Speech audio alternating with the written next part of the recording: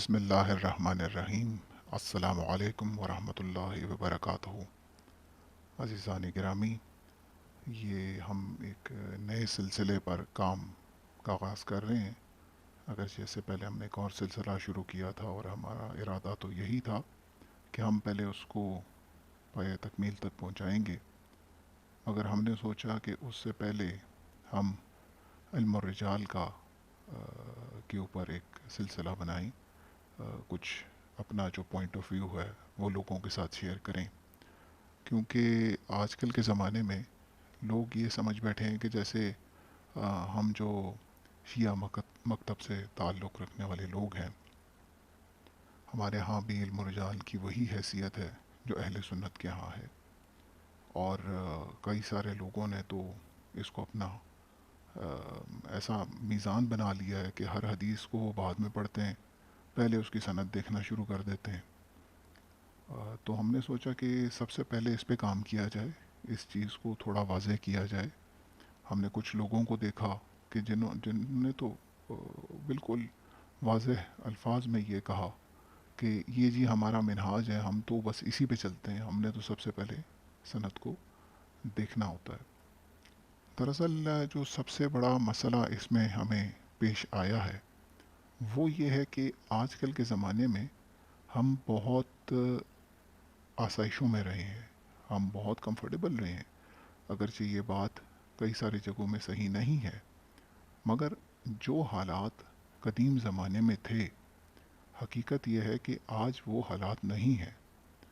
جیسے جب بنو امیہ اور بنی عباس کی خلافتیں تھیں، اس زمانے میں ہم پر بہت ظلم ہوئے ہیں، بے تحاشا ظلم ہوئے ہیں۔ جیسے مثال کے طور پہ اس وقت آپ لوگوں کے سامنے اسکرین پر علامہ شمس الدین الذہبی کی کتاب سیر اعلام النبلا کا جلد نمبر 7 صفحہ نمبر 412 آپ دیکھ سکتے ہیں۔ علامہ شمس الدین ذہبی اہل سنت کے علم و رجال کے بہت بڑے ماہر سمجھے جاتے ہیں، بہت زیادہ ان کی کتابیں ہیں اس موضوع کے اوپر۔ یہ ان میں سے ایک ہے، میزان الاعتدال ان کی ایک اور بڑی مشہور و معروف کتاب ہے۔ کافی اینٹی شیعہ قسم کے بندے تھے، نازبیت کی طرف کافی ان کا رجحان تھا، بہر کیف ہمیں اس سے کوئی لینا دینا نہیں۔ وہ ایک عالم کے اوپر، اپنے ایک راوی کے اوپر بات کرتے ہوئے کہتے ہیں، یہ جلد نمبر 7 ہے اور صفحہ نمبر 412، اس میں یہ کہتے ہیں: اولی ابن ربہ، اولی ابن ربہ، یہ جو لفظ اگر آپ دیکھیں گے تو یہ لکھا علی کی طرح گیا ہے، مگر اس کو پروناؤنس اولی کیا جاتا ہے۔ آگے یہ لکھتے ہیں کہ السکۃ العالم، ٹھیک ہے، کہ یہ ایک سکہ تھے اور عالم تھے۔ یہاں پر یہ جو نشان بنایا گیا ہے، اس کا مطلب یہ ہے کہ یہ صحیح مسلم اور جو باقی 4 سیاہ ستہ کی کتابیں ہیں، یعنی بخاری کو چھوڑ کر، اس کے راوی بھی تھے۔ آگے یہ لکھتے ہیں کہ جو ان کا نام تھا بنیادی طور پہ وہ کیا تھا؟ وہ علی تھا، ان کا نام علی تھا۔ اب یہ صفحہ نمبر 412 ہے، ہم اگلے صفحے پہ جاتے ہیں، وہ یہاں پر ہے، یہ ہے صفحہ نمبر 413 اس کا۔ تو کہتے ہیں کہ ابو عبد الرحمن کہتے ہیں کہ جو بنو امیہ کے لوگ تھے، جب وہ یہ سنتے تھے کہ کوئی بچہ پیدا ہوا ہے، جو بھی بچہ پیدا ہوا ہے اور اس کا نام ہے علی، تو کیا کرتے تھے؟ اس کو قتل کر دیتے تھے۔ تو جب یہ خبر پہنچی رباح تک، رباح جو ان کے والد تھے، اولی ابن رباح، تب ان تک بات پہنچی تو انہوں نے کیا کہا؟ انہوں نے کہا کہ نہیں، میرے بیٹے کا نام علی نہیں ہے، کیونکہ اگر اس کا نام وہ کہہ دیتے کہ علی ہے تو یہ قتل ہو جاتے۔ تو انہوں نے کہا کہ ان کا نام کیا ہے؟ ان کا نام اولی ہے، انہوں نے پروناؤنسیشن چینج کر دی۔ یعنی آپ ذرا سوچئے کہ کتنے سخت حالات تھے کہ صرف علی کا نام ہونے پر آپ کا قتل ہونا، آپ قتل ہونے کی طرف چلے جاتے تھے۔ اب آپ سوچئے کہ کتنا سخت زمانہ ہے، اور اس زمانے میں آپ کو اندازہ ہوگا کہ کئی ساری لوگ احادیث کہاں کیسے بیان کرتے۔ آپ نے پڑھا ہوگا کتاب سلیم بن قیس ہلالی کی ابھی، کہ جو سلیم بن قیس کو چھپانی پڑی اور بعد میں اس کو منظر عام پر لایا گیا. انہوں نے آبان بن نبی عیاش کو دیا اور وہ منظر عام پہ لائے. تو ظاہری بات ہے وہ حالات ایسے نہیں تھے کہ جس کو آج کے زمانے پہ ہم سوچ سکیں. مگر آج کل کے زمانے کے لوگ یہ سمجھ بیٹھے ہیں کہ نہیں اس زمانے کے حالات بھی ایسے ہی ہوں گے, ہیومن رائٹس ہوں گی, ہم سب اسی طرح سے رہ رہے ہوں گے. پھر دوسرا ہمارا ایک طرف تو یہ مظالم چل رہے تھے, ہمیں علی کا نام بھی لینے نہیں دیا جا رہا تھا, رکھنے بھی نہیں دیا جا رہا تھا. اوپر سے ہماری کتابیں ضائع بھی بہت ہوئی ہیں جو کہ آج ہمارے پاس نہیں ہے. مثال کے طور پر اگر ہم یہ دیکھیں, یہ ایک کتاب ہے الہدایہ شیخ صدوق کی. تو اس کے محققین نے, یہ basically Shia on line library سے ہم لے رہے ہیں, یہاں پہ اس میں یہ ایک کتاب کا حوالہ دیتے ہیں. یہ کتاب تھی بنیادی طور پر مدینۃ العلم, اس کتاب کا نام تھا, اور اس کا ذکر نجاشی نے کیا. اور شیخ نے فرمایا, یعنی کہ شیخ طوسی نے, کہ کتاب یہ جو کتاب تھی یہ بڑی تھی من لا یزر الفقی سے. اور ابن شہر نے فرمایا کہ یہ اس کے 10 پارٹس تھے, 10 والیومز تھی. اور علامہ تہرانی نے کہا کہ یہ جو کتاب تھی یہ ہمارے جو اصول الاربعہ ہیں, جو 4 بنیادی کتابیں آج ہماری مانی جاتی ہیں, قدیم 4 قدیم شیعہ امامی اثنا عشری کتابیں, یہ اس کا 5واں کتاب وہ یہ تھی, کتاب مدینۃ العلم. اور شیخ حسین بن عبد الصمد کہتے ہیں کہ ہمارے 5 اصول تھے, الکافی, مدینۃ العلم, کتاب من لا یزر الفقی, التہذیب اور الاستبصار.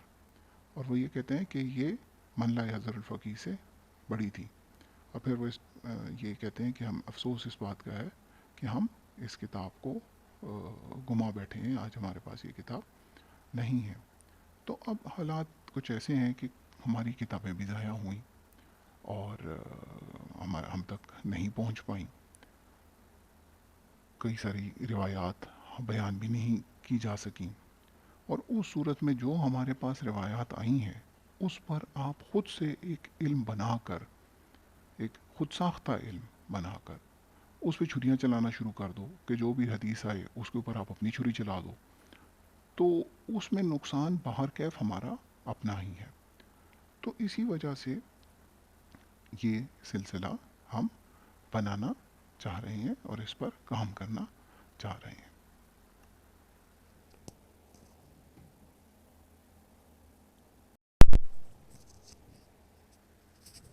عزیزان گرامی, جو ہمارے کتابوں میں احادیث مروی ہیں ان سے ہمیں یہ معلوم پڑتا ہے کہ ائمہ علیہ الصلاۃ والسلام کے پاس قیامت تک جو کچھ ہونا ہے اس کا علم موجود تھا. اصول کافی جلد نمبر 2 آپ کے سامنے ہے, اس وقت آپ دیکھ سکتے ہیں.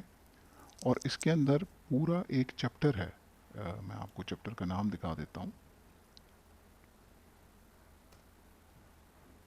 یہ والیوم جلد نمبر 2 ہے, اس کا صفحہ نمبر 157 ہے, اور اس کا 47واں باب ہے کہ ائمہ علیہ السلام کے پاس جو کچھ ہوا, ماکانہ کا مطلب کہ جو کچھ ہوا, وما یکون یعنی کہ جو کچھ ہوگا, ان کے پاس علم تھا جو کچھ ہوا اور جو کچھ ہوا ہونا ہے وہ اس کو جانتے ہیں, اور ان پر کوئی شے پوشیدہ نہیں ہے. یہ پورا ایک باب باندھا ہے کلینی رحمۃ اللہ علیہ نے اپنی کتاب میں کہ ان کے پاس اس کا علم موجود تھا. اسی طرح اگر ہم جائیں اور بصائر الدرجات جو کہ شیخ صفار کی بڑی مشہور و معروف کتاب ہے, اس کا بھی یہ اردو ترجمہ ہمارے پاس اویلیبل ہے, بصائر الدرجات جلد اول. یہ ہم نے ولایت مشن سے ڈاؤن لوڈ کیا ہے, آپ اس کو دیکھ سکتے ہیں. اس کے اندر بھی اگر آپ جائیں تو یہاں پر ایک 2 باب ہیں, ان باب کے نام صرف آپ پڑھیے. یہ پیج نمبر 352 کے اوپر آتا ہے کہ ائمہ کا علم آسمان و زمین, جنت و جہنم اور گزشتہ و آئندہ تا क़यामत अशिया पर मुश्तमिल है। आइम्मा को गुज़िश्ता और आइंदा ता क़यामत तमाम इल्म दिया गया है। ये दो बाब हैं जो हमारे पास किताबों में आते हैं। मिसाल के तौर पे एक हदीस हम पढ़ लेते हैं जो सफ़ा नंबर 352 पर आता है। बसारत रजात जल्द अव्वल बाब नंबर 6, आइम्मा का इल्म आसमान व ज़मीन जन्नत व जहन्नम व गुज़िश्ता व आइंदा ता क़यामत अशिया पर मुश्तमिल है। इसमें है कि ये सनद बड़ी अच्छी है, बड़े मशहूर रावियान हैं इसके अंदर। जिन लोगों को शौक़ हो वो देख सकते हैं इसको। कि अबू बसीर ने बयान किया कि अबू जाफ़र अलैहिस्सलातु वस्सलाम ने फरमाया कि अली अलैहिस्सलाम से नबी के इल्म के मुतालिक पूछा गया तो आपने फरमाया नबी का इल्म तमाम अम्बिया के इल्म पर हावी था, इसी तरह तमाम गुज़िश्ता चीज़ों और ता क़यामत आने वाली चीज़ों पर हावी था। फिर फरमाया उस ज़ात की कसम जिसके कब्ज़ा कुदरत में मेरी जान है, मैं नबी के इल्म को जानता हूँ और तमाम गुज़िश्ता व आइंदा इल्म जो ता क़यामत वाक़या होगा सबको भी जानता हूँ।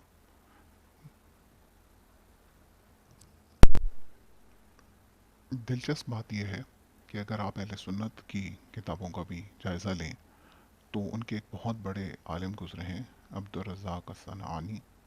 उनकी तफ़सीर अल कुरान है, उसके जिल्द नंबर 3 सफ़ा नंबर 241 पर इस सनद से हमारे पास ये रिवायत आती है और ये सनद भी बहुत ही उम्दा है। इसके रावियान अहले सुन्नत के यहाँ बहुत बुलंद मुकाम रखते हैं।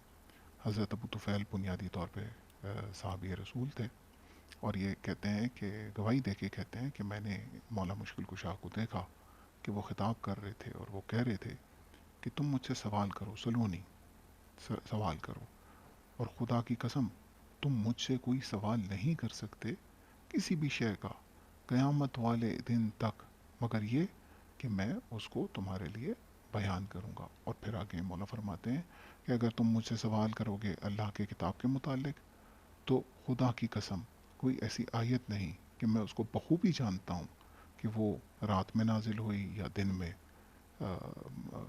हमवार ज़मीन पर नाजिल हुई या पहाड़ के ऊपर। तो अज़ीज़ानी गिरामी, जो जो हमने पढ़ा अभी अहादीस मासूमीन में, उससे हमें इस बात का बखूबी अंदाज़ा है कि आइम्मा अलैहिस्सलातु वस्सलाम सारे इस बात से आगाह थे कि आगे क्या होना है, ता क़यामत क्या होना है। और उन जितने भी मासूमीन हैं उनको गैबत का भी बखूबी पता था। ये एक बड़ी मशहूर मारूफ किताब है कमालुद्दीन व तमामुन निअमा, जो कि शेख सदूक की है। कमालुद्दीन व तमामुन निअमा, ये उसका उर्दू तर्जुमा हम देख रहे हैं। और इसके अंदर मैं जो बुनियादी तौर पर आपकी खिदमत में बात को पेश करना चाह रहा हूँ वो ये है कि इसमें आप इस बाप का नाम देखिए कि ग़ैबत कायम से मुताल्लिक हज़ूर अकरम सल्लल्लाहु अलैहि वसल्लम के इरशादात, फिर है ग़ैबत इमाम कायम से मुताल्लिक अमीरुल मोमिनीन के इरशादात, फिर जनाब सैयदा से मुरवी हदीस जिसमें 12 अइम्मा ताहिरीन और उनकी उम्महात अइम्मा के इस्माए गिरामी ज़िक्र हुए और ये कि उनमें 12वें कायम है। और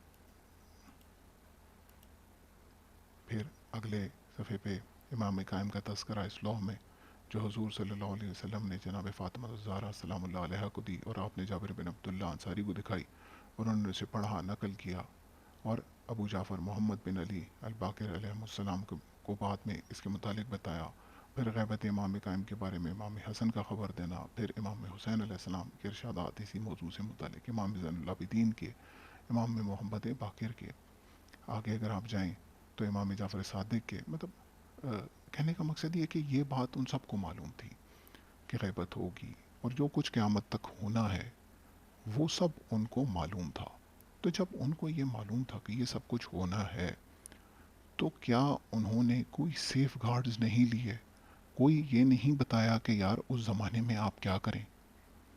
क्या उनको नहीं बताना चाहिए था कि जो अहादीस हम जब पढ़ेंगे तो हमें मालूम पड़ेगा कि आइमा अलैहिस्सलाम तो अपने ज़माने में किताबें लिखवाया करते थे। हमारा और अहले सुन्नत के दरमियान ये बहुत बड़ा फ़र्क है। ان کے ہاں کتابیں نہیں لکھی جاتی تھی، وہ زبانی زبانی بولا کرتے تھے. ہمارے یہاں تو کتابیں لکھی گئی. بلکہ حقیقت یہ ہے، جب ہم آگے گفتگو کریں گے تو آپ کو یہ معلوم پڑے گا کہ جن کتابوں کو یہ علم و رجال کی کتابیں بنا کے آج پیش کیا جا رہا ہے، در حقیقت یہ علم رجال کی کتابیں ہی نہیں ہیں سرے سے. یہ ساری کتابیں تو لکھی ہی اس مقصد سے گئی ہیں کہ ان میں مصنفین کا ذکر کیا گیا کہ وہ لوگ شیعہ مصنفین جنہوں نے کتابیں لکھی تھیں. تو کیا ائمہ علیہ السلام نے نہیں بتایا کہ آخر کار ہم احادیث کو کیسے جج کریں، کس طرح سے اس کا اندازہ لگائیں؟ میں آپ کو اس موقع پر ایک بڑی ایک دلچسپ روایت آپ کی خدمت میں پیش کرنا چاہوں گا. وہ روایت ہمارے پاس یہ عیون اخبار الرضا ہے شیخ صدوق کی.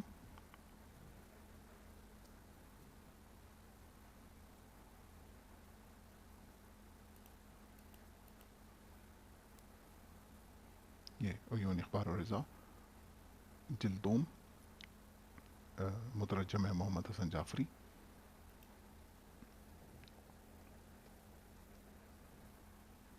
اس میں اگر آپ دیکھیں گے تو یہ ایک روایت آتی ہے اس سند کے ساتھ، ٹھیک ہے.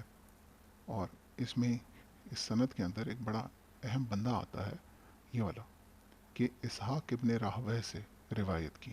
انہوں نے کہا کہ جب امام علی رضا نیشا پور تشریف لائے اور چند دن وہاں رہنے کے بعد مامون کے پاس جانے کے لیے تیار ہوئے تو محدثین کی ایک جماعت ان کی خدمت میں حاضر ہوئی. آپ سے عرض کیا کہ فرزند رسول، آپ ہم سے کوئی حدیث بیان کیے بغیر یہاں سے جا رہے ہیں، کاش کہ آپ ہم سے کوئی حدیث بیان کرتے جس سے ہم مستفید ہوتے. اور پھر امام نے یہ ایک حدیث بیان کی کہ جس میں انہوں نے اپنے ایک ایک کر کے اپنے سارے ائمہ کا نام لیا. سب سے پہلے اپنے والد کا نام لیا، امام موسیٰ کاظم کا. پھر اس کے بعد انہوں نے امام جعفر صادق کا نام لیا. پھر انہوں نے امام محمد باقر کا نام لیا. پھر امام زین العابدین کا. پھر امام حسین کا. پھر مولا مشکل کشا کا. پھر رسول خدا کا. اور پھر انہوں نے کہا کہ میں نے اللہ سے سنا کہ اللہ نے فرمایا کہ لا الہ الا اللہ میرا قلعہ ہے، اور جو میرے قلعے میں داخل ہوا میرے عذاب سے محفوظ رہا. اور پھر جب وہ چلنے لگے تو انہوں نے کہا کہ لا الہ الا اللہ کی چند شرائط ہیں، اور میں بھی اس کی شرائط میں سے ایک شرط ہوں. اب اس کے اندر جو سب سے اہم پوائنٹ میں اٹھانا چاہ رہا ہوں وہ یہ راوی ہے، اسحاق ابن راہویہ ہے. یہ پچھلی روایات کے اندر بھی اگر آپ جا کے دیکھیں گے تو ان کا تذکرہ موجود ہے. سوال یہ پیدا ہوتا ہے کہ یہ اسحاق ابن راہویہ ہے کون، ان کی کیا حیثیت ہے. یہ سیر اعلام النبلا، جس کا حوالہ ہم پہلے بھی دے چکے ہیں، شمس الدین الذہبی کی جلد نمبر 11 ہے، صفحہ نمبر یہ آپ دیکھ سکتے ہیں 358 ہے، والیوم 11 پیج 358. اس میں یہ فرماتے ہیں، ذہبی صاحب فرماتے ہیں کہ اسحاق ابن راہویہ، آگے انہوں نے یہ بخاری کا نشان ڈالا، مسلم کا، یعنی کہ یہ بخاری اور مسلم کے اندر تو ہیں ہی ہیں، ابی داؤد اور نسائی کے اندر بھی ہیں، ان کی روایات ہیں صحیح بخاری صحیح مسلم ان کتابوں میں. تو آگے فرماتے ہیں کہ یہ کون ہے، یہ الامام الکبیر ہیں، یہ شیخ المشرق ہیں، یہ سید الحفاظ ہیں. ٹھیک ہے، یہ ان کے بہت بڑے راوی ہیں، بہت ان کا مقام ہے. اب ہم اگلے صفحے پہ دیکھتے ہیں، یہ صفحہ نمبر 358 ہے، 358. اگلے پیج پہ ہم چاہتے ہیں، یہ ہے 359، 11359. ٹھیک ہے. اچھا، اب اس کے اندر یہ فرماتے ہیں کہ ان سے کن کن لوگوں نے روایات لی ہیں، اسحاق ابن راہویہ سے کن کن لوگوں نے حدیث نقل کی ہے یا ان سے براہ راست جن کی سماعت ہے. تو یہ فرماتے ہیں کہ ان میں احمد بن حنبل شامل تھا، اس میں یحییٰ ابن معین شامل تھا.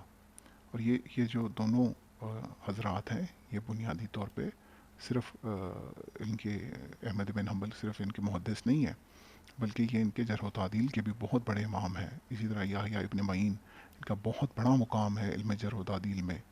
پھر آگے فرماتے ہیں کہ ان سے روایت لینے والوں میں اور کون کون شامل ہے، محمد ابن اسماعیل البخاری جو صحیح بخاری کے مؤلف ہیں، اسی طرح مسلم بن حجاج جو کہ صحیح مسلم کے لکھنے والے ہیں، یہ بخاری بذات خود صرف محدث نہیں تھے، یہ جرح و تعدیل کے بہت بڑے امام مانے جاتے ہیں۔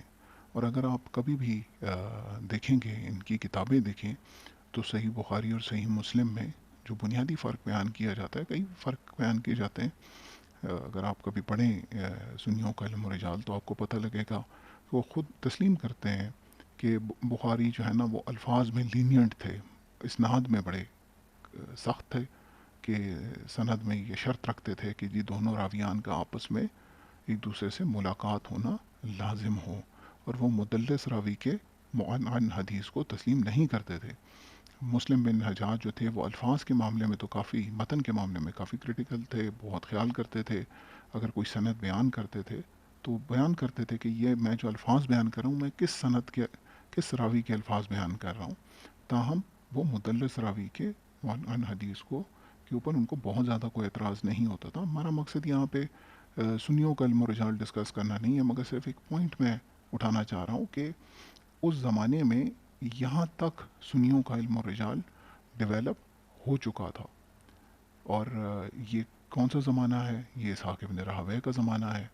محمد ابن اسماعیل البخاری اس زمانے میں موجود ہیں، مسلم ابن حجاج موجود ہیں، امام رضا سے روایت کر رہے تھے، اسحاق ابن راہویہ وہ بھی ہم نے آپ کی خدمت میں پیش کیا۔ تو اگر آپ توجہ دیں تو سنیوں کا جو مکمل علم و رجال ہے وہ اپنی مکمل فارم میں پوری طرح سے اس وقت موجود تھا۔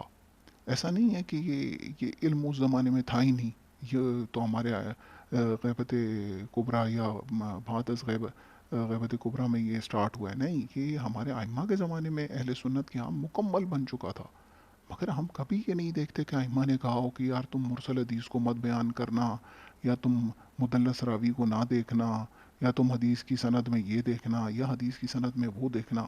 ائمہ نے تو کبھی ہمیں یہ باتیں نہیں بتائی۔ تو اسی وجہ سے ہم نے یہ سوچا کہ آپ لوگوں کی خدمت میں یہ پیش کریں کہ یار یہ جو آج ہمارے پاس یہ چیزیں آ رہی ہیں، یہ بنیادی طور پر ائمہ علیہ الصلوۃ والسلام کے زمانے میں موجود تھیں، مگر ائمہ نے کبھی ان کو ہمیں نہیں پڑھایا، اور وہ تا قیامت اس بات کو جانتے تھے کہ کیا کچھ ہونا ہے اور کیا کچھ نہیں ہونا، اور اس کے باوجود انہوں نے کبھی یہ طریقہ کار نہیں اپنایا کہ آپ اس طرح سے احادیث کے اوپر جو ہے نا علم و رجال بنا کے تو وہ اس کو امپلیمنٹ کر دیں۔